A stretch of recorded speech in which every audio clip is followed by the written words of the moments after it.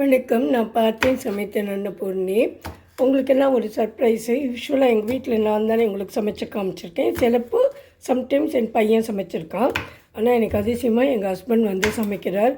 அவன் இன்னைக்காத்தாலும் சொன்னார், நான் வந்து உனக்கு கோஸ் கறி பண்ணித்தரேன், நீ ரெஸ்ட் எடுத்துக்கோன்னு. அம்மா யாராவது இப்படி சொன்னாலே அப்படின்னு சொல்லி ரொம்ப சந்தோஷமாக இருந்தது. அவரோட மெத்தட் ஆஃப் குக்கிங் வந்து ரொம்ப டிஃப்ரெண்ட்டாக இருக்கும். இந்த மாதிரி ரெடிமேட் பொடியெல்லாம் ரொம்ப யூஸ் பண்ணவே மாட்டார். அப்புறம் வத்த மிளகாயும் யூஸ் பண்ண மாட்டார். நிறைய பச்சை மிளகா தான் யூஸ் பண்ணுவார். இது வந்து ஃப்ரெஷ்ஷாக இருக்கிற ஒரு மிளகா தான், ரெட் கலரில் இருக்குது. இந்த சீசனில் நிறைய வரும், நல்ல காரம் இருக்கும். அதை யூஸ் பண்ணி அவரே கோஸையும் கட் பண்ணி வச்சுட்டுருக்காருங்க. கேபேஜை பாருங்கள், இவ்வளோ சின்ன சின்னதாக கட் பண்ணியிருக்காரு. ஆனால் கூட கொஞ்சம் பெருசாக போகணும் வேலையானால் சரின்னு கட் பண்ணிவிடுவேன். ஆனால் இவர் ரொம்ப அழகாக நிறைய டைம் எடுத்து குட்டி குட்டியாக கட் பண்ணியிருக்கார். இப்போ மிளகாயும் கட் பண்ணுறார். பார்க்கலாம் எப்படி பண்ணுறாருன்னு. இப்போ இந்த கட் பண்ண மிளகாயெல்லாம் இந்த கோஸ் கூட கேபேஜ் கூட போட்டுட்டார். யூஸ்வலாகவே கொஞ்சம் நிறைய காரம் சாப்பிடுவார். இவர் சட்னி பண்ணினா நான் சொல்லுவேன், உங்களுக்கு மாத்திரம் பண்ணிக்கோங்க அப்படின்னு. எங்களாலெல்லாம் கொஞ்சம் சாப்பிட்றதுக்கு கஷ்டமாக இருக்கும். தயிர் விட்டுண்டு தான் சாப்பிடுவோம். இல்லைன்னா குழந்தைகளுக்கு எனக்கெல்லாம் நான் வேறு சட்னி பண்ணிட்டுடுவேன். ஆனால் இன்றைக்கி வந்து அவர் போக்கிலேயே நான் விட்டுட்டேன். எப்படியாவது பண்ணுங்கோ, சரி எப்படி இருந்தாலும் சாப்பிட்டுக்கலாம் அப்படின்னு. இப்போ வந்து கடாய் வந்து அடுப்பில் வச்சு கேஸையும் ஏற்றிட்டார். இவர் எப்போவுமே mostly he prefers to have this low fire. அதனால சின்ன கேஸில் தான் சமைப்பார். அதுக்கப்புறம் கொஞ்சம் எண்ணெய் விடுவார்னு நினைக்கிறேன். விடும்போது காமிக்கிறேன். இப்படி சமைக்கிறதுனால என்னென்னைக்கும் சமைச்சு ரொம்ப ஹெல்ப் பண்ணுவாரோன்னு எல்லாம் நினச்சி ரொம்ப சந்தோஷப்பட வேண்டாம் நான். ஏன்னா அது மாதிரிலாம் பண்ண மாட்டார். ரொம்ப ரேராக தான் வருவார். அப்புறம் இவர் சமையல் கட்டுக்குள்ளே வந்தாலே, கிச்சனுக்குள்ளே வந்தாலே நான் சொல்லிவிடுவேன், நீங்கள் எல்லோரும் போங்கோன்னு. ஏன்னா because I wanted to have the space and time. வேறு யாராவது வந்தாலும் எனக்கு கொஞ்சம் எரிச்சல் வரும். அதனால நான் வந்து யாரும் வரக்கூடாது, நான் எல்லாம் சமையல் பண்ணுற வரைக்கும் அப்படின்னு சொல்லிவிடுவேன். அதிசயமாக தான் பண்ணுவேன். வாங்க எப்படி பண்ணுறான்னு பார்க்கலாம். இப்போ வந்து தேங்காய் எண்ணெய் ஒரு 2 டேபிள் ஸ்பூன் இருக்கும்னு நினைக்கிறேன். 2 டேபிள் ஸ்பூன் இருக்குமா? 2 டேபிள் ஸ்பூன் இருக்கும்னு நினைக்கிறேன். அது வந்து அதில் கொஞ்சம் 1 ஸ்பூன் கடுகு போட்டுட்டார். அது வெடிச்சப்புறமா இந்த காயை போடுவேளா? வெடிச்சப்புறமா அது இந்த காயும் இந்த மிளகாலாம் சேர்ந்துருக்கலையே, இதை கொட்டிட்டு அதில் மஞ்சப்பொடி உப்பு போடுவார்னு நினைக்கிறேன். அதுக்கப்புறம் மோஸ்ட்லி வேறு எந்த மசாலாவும் அவர் ஆட் பண்ண மாட்டார்னு நான் நினைக்கிறேன். பார்க்கலாம். அது வெடிச்செடுத்தா அதுக்குள்ளே போடுறேன். வெடிக்காத மாதிரி இருக்கே. வெடிக்க வேண்டாம், அது வெடிச்சாக்க அதோட சத்து போயிடும். உங்களுக்கு எல்லாம் ஒரு டிப்ஸு. கடுகு வெடித்தா சத்து போயிடுமா அப்படின்னு இவன் சொல்கிறேன். ரொம்ப சிரிப்பாக வருது. நம்ம என்ன சொல்லுவோம், கடுகு வெடிக்கல ஒரு கசப்பு தன்மை வரும்னு சொல்லுவோம் இல்லையா? இவர் என்னமோ அப்படியே போட்டிருக்கார், ஊறுகாய்க்கெல்லாம் போடுற மாதிரி. பார்க்கலாம். அதை வந்து கொஞ்சம் இலக்கி கொடுக்குறேன். இப்போ மஞ்சப்பொடி போடுவேளா? அது கொஞ்சம் கழிச்சு முதல்ல ஸ்டர் ஃப்ரை பண்ணிவிட்டு கொஞ்சம் நேரம், அதுக்கப்புறம் தண்ணியை விட்டு கொஞ்சம் வெந்ததுக்கப்புறம் கொஞ்ச நேரம் கழித்து சால்ட்டு போட்டுட்டு கடைசியில் தான் டர்மரிக் பவுடர் போடுவேன். ஓகே. ஏன்னா அது டர்மரிக் பவுடர் போட்டதுக்கப்புறம் ரொம்ப வேக வேண்டாம், அதோட சத்தையும் காப்பாற்றுறதுக்கு வேண்டிய. என்னமோ சத்தெல்லாம் ரொம்ப காப்பாற்றுறாங்க, எனக்கு தெரியாது. அப்படி பண்ணிவிட்டு இதை வந்து இழக்கிறார். அதுக்கப்புறம் இதில் ஜலத்தை கொட்டி வேலை அதில் கொஞ்சம். ஆமாம். சரி, இதுக்கப்புறம் கொஞ்சம் தண்ணி போடுவாராம் அதில். ஆமாம், ஏன் அப்படி அது இலக்கின்றே இருக்கு, விடப்படாதா அதை கொஞ்ச நாளி? இல்லை இல்லை, உறக்க பேசுங்க. எதுனா இழக்காமல் இருந்தால் அடியில் இருக்கப்பட்டதெல்லாம் ஜாஸ்தி ஃப்ரைட் ஆகிடும், இல்லை கரிஞ்சு போயிடும். மேலே உள்ளது ஃப்ரை ஆகாமல் இருக்கும். அதனால இது மாதிரி தண்ணி விடுறதும் தெரியும், கண்டினியூஸாக பண்ணிகிட்டே இருப்பேன். தண்ணி விட்டதுக்கப்புறம் டிஃப்ரென்ஸ். ஆனால் சாப்பிட்ற மாதிரி இருக்கும் கடைசியில் இல்லையா? கண்டிப்பாக சாப்பிட்லாம். ஆனால் இன்றைக்கி எங்கள் வீட்டில் யாருமே சாப்பிடலைங்க. எல்லோரும் அவள் ஆஃபீஸ்க்கு இன்றைக்கி வேகம் போகணும், ஸ்டாக் டேக்கிங் அப்படி இப்படின்னு ஒவ்வொருத்தர் வேலை சொல்லிட்டு போயிட்டா. நான் தான் மாட்டின்ட்டேன் இன்றைக்கி. ஏன்னா குழந்தைக்கு தனியாக வெண்டைக்காய் கறி நான் பண்ணிட்டேன் ஃப்ரை. அதனால் எப்படி இருக்குது என்னன்னு சொல்கிறேன். நாளைக்கு வீடியோ போடுறேன்னா நீங்கள் பார்த்துக்கோங்க. ஆமாம், இப்போ அதில் எண்ணெய் போட்டேன், கொஞ்சம் கூட எண்ணெயை போட்டேலா? கொஞ்சம் கூட எண்ணெய் விட்டேன். ரொம்ப ஆயிலியாக இருக்காது? இருக்காது. சரி, ஏன்னா அப்புறம் கமெண்ட்டில் டூ மச் ஆயிலின்னு யாரும் எழுதக்கூடாது. கொஞ்சம் தாங்க எண்ணெய் போட்டிருக்காரு மறுபடியும். நம்மெல்லாம் ஸ்கூல் படிக்கும்போது இந்த எக்ஸாமினேஷன்லாம் ஏண்டா வருதுன்னு தோணும் இல்லையா?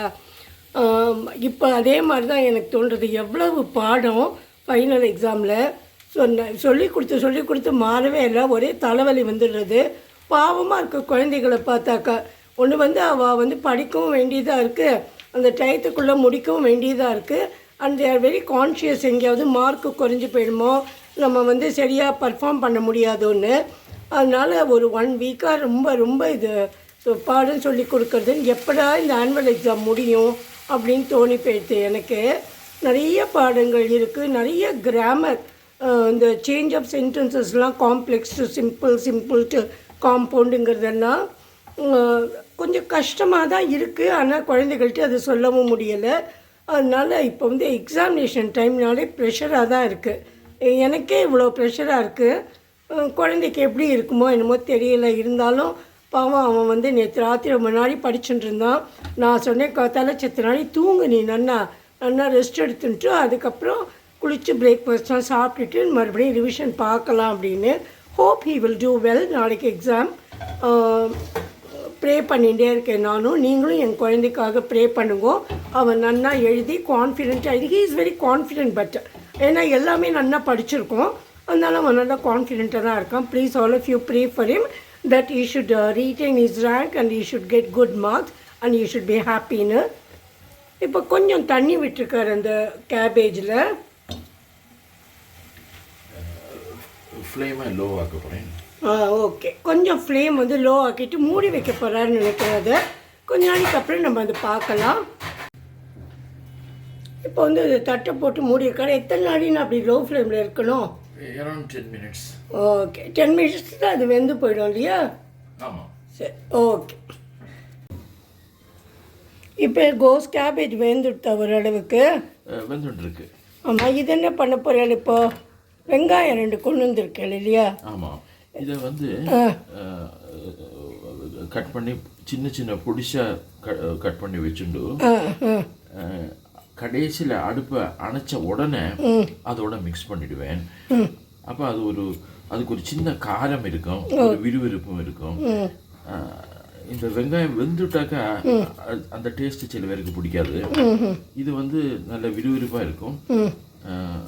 And it will be giving a surprise while taking the நடுவில் அந்த சின்ன பீஸ் வாயிலாக போடுற சமயத்தில் it will give a pleasant surprise.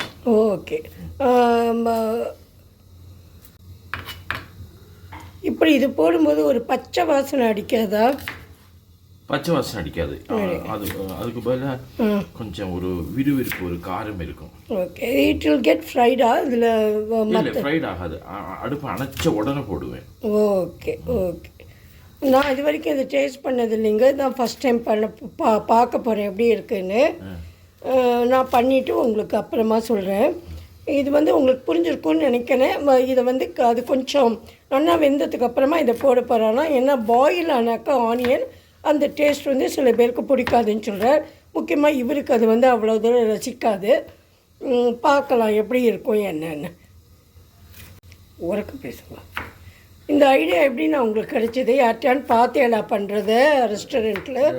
சில ரெஸ்டாரண்ட்ஸில் இந்த சாம்பார் வடைன்னு கொடுக்குற சமயத்தில் அந்த சாம்பார் சூடாக இருக்கும், வடை எல்லாம் சூடாக இருக்கும். அதுக்கு மேலே இந்த ரா ஆனியனை பொடிசா கட் பண்ணி தூவிருப்பேன். அதோட சேர்ந்து சாப்பிட்றது ரொம்ப டேஸ்டியாக இருக்குது. அது எனக்கு இந்த ஐடியா கிடைச்சிது. Okay okay.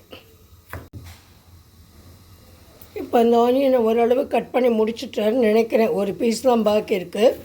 நாங்கள் யூஸ்வலாக இந்த ஃபுட் டிஸ்ட்ரிபியூஷனுக்காக போவோம்.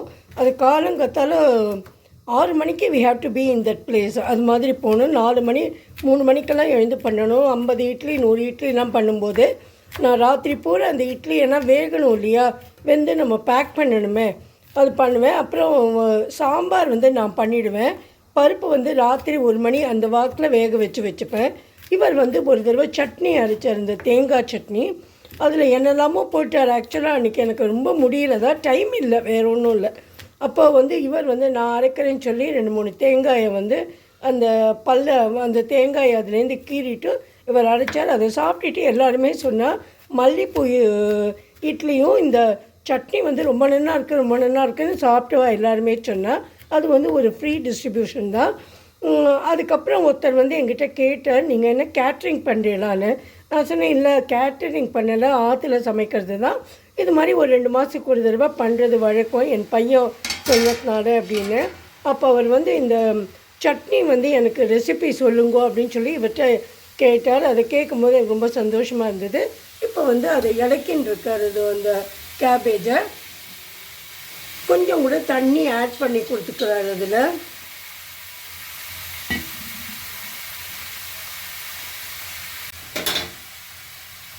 இப்போ வந்து உப்பு கொஞ்சம் ஆட் பண்ணுறார். அந்த உப்பு கூட ராக் சால்ட் தான் இவர் யூஸ்வலாக போடுவேன், நானும் போடுவேன். ஆனால் இல்லைன்னா சட்னி இங்கே பக்கத்துலேயே வச்சுட்டுருக்கேன், ஒயிட் சால்ட்டையும் போட்டுருவேன். அதை கொஞ்சம் தண்ணியில் கரைச்சிட்டு அதுக்கப்புறமா அதில் போடுறார். நல்லா அப்போ தான் அதில் பிடிக்கும்னு சொல்லிட்டு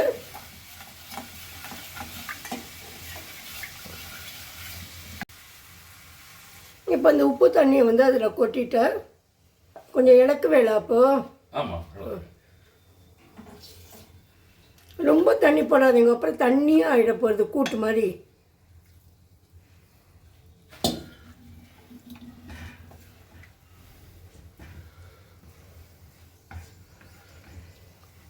மஞ்சப்பொடி போட்டியல அதுக்கு கடைசியில் தான் பார்த்தா வெள்ளையாக இருக்கேன்னு பார்த்தேன். சரி, அந்த கட் பண்ணின தோலெல்லாம் கூட எடுத்து போட்டுட்டேன். ஏன்னா யூஸ்வலாக நான் வந்து கோச்சிப்பேன், எல்லா பிளேஸையும் ரொம்ப டர்ட்டி ஆக்கிட்டு போயிடுறேன். அப்புறம் எனக்கு ஒரு 1 hour வேலை இருக்குதுன்னு இந்த தடவை சமத்தா அவரே எல்லாத்தையும் எடுத்து போட்டுட்டார். பயந்துட்டு ஏதாவது திட்ட போகிறேன்னு. இப்போ இந்த இடம் ஓரளவு க்ளீனாகவே இருக்குது. இன்றைக்கி கடைசியாக மஞ்சப்பொடி போடுறதுக்கு டைம் ஆகிடுதா? இப்போ போட போகிறீங்களா? சரி, ஒரு டீஸ்பூன் இருக்குமா அது? ஆமாம், நான் கொஞ்சம் மஞ்சப்பொடி ஜாஸ்தி போடுவேன். ஓகே, ஒரு பெரிய ஒரு டேபிள் ஸ்பூன் வச்சுக்கலாம் இல்லையா? அந்த அளவுக்கு மஞ்சப்பொடி போட்டுக்கால். அதுக்கப்புறம் போட போகிறது வந்து கொரியாண்டர் பவுடர் இல்லையா? இந்த கொரியாண்டர் பவுடரையும் எடுத்து வச்சுட்டுருக்கார், அதையும் போட போகிறார். போடுங்க. இந்த கொரியாண்டர் பவுடர் கொத்தமல்லி பொடியும் அதில் போட்டுட்டார்.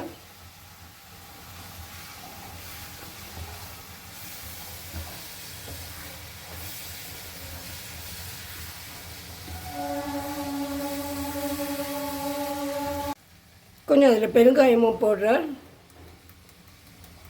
போரும்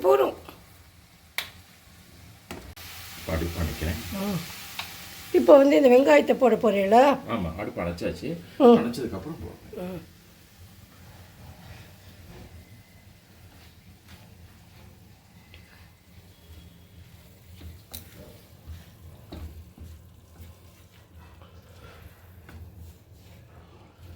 அப்புறம் எத்தனை நாள் இதை மூடி வைப்பேளா?